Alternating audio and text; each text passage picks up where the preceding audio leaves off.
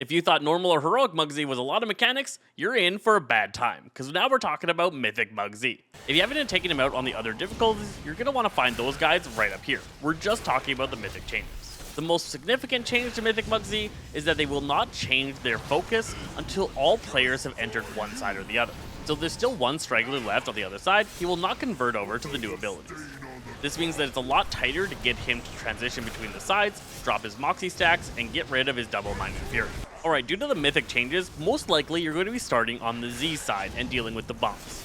First up, the Electroshocker Mark IIs that spawn have a shield on them that makes them immune to damage. You're not going to be able to kill these things until nearly halfway through the Mug side. These things are going to be up and dealing damage that your healers just have to deal with. We'll talk about how to deal with these later. The crawler mines on Mythic are quite a bit slower, but if you hit one, you take 33 million physical and 7 million fire damage. This is pretty much lethal to everyone. They have plating on them that makes them immune to damage, and you can no longer stun them to detonate them. The only way to detonate mines is to hit them and die, or to have them hit one of the walls on the jail side. So when these go out, you're going to want to control them against a far side, and let them slowly move towards players, cutting them over to the brown side and having them available to hit the jail walls once they spawn. You can also detonate the mines with the various abilities on the Z side to try and have a couple of the mines dealt with early on. Immunities can also be used to detonate some of the mines and be able to use the soak mechanics before you have to go over to the Mug side. When the Goblin Guided Rocket Soak Zone comes up, you're going to want to drop that onto the brown side of the arena. This is going to be needed for some of the mechanics on the Mug side.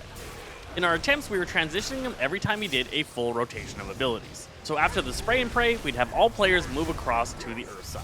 On the Mug side, the changes are first, that the jail walls will not break upon killing the elemental in the center. They only break if you hit them with the Icy Shard, or if one of the crawler mines walks into them.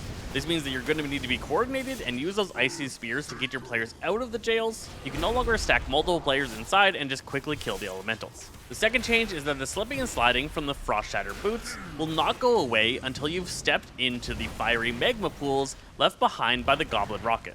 General strategy is that you're going to want to point your arrow at the jail walls or some of the incoming crawler mines, making sure that all jails have at least one broken wall so that players can get out of their jails, and then detonating as many of the mines as you can and dealing with their soak points. After the frost spears have shot out, make sure to move over and step in the lava to remove the sliding debuff and have more control over the faculties of your character.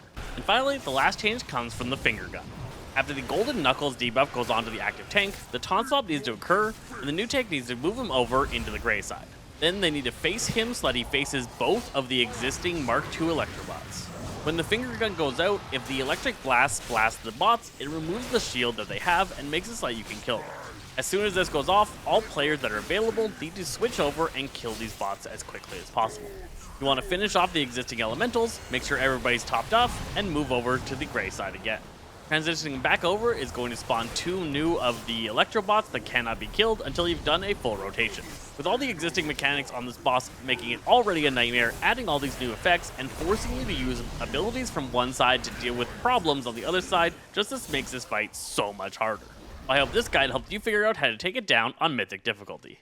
I'm Zesty Fresh Sazaza Games, and we'll catch you guys next time. Sazaze.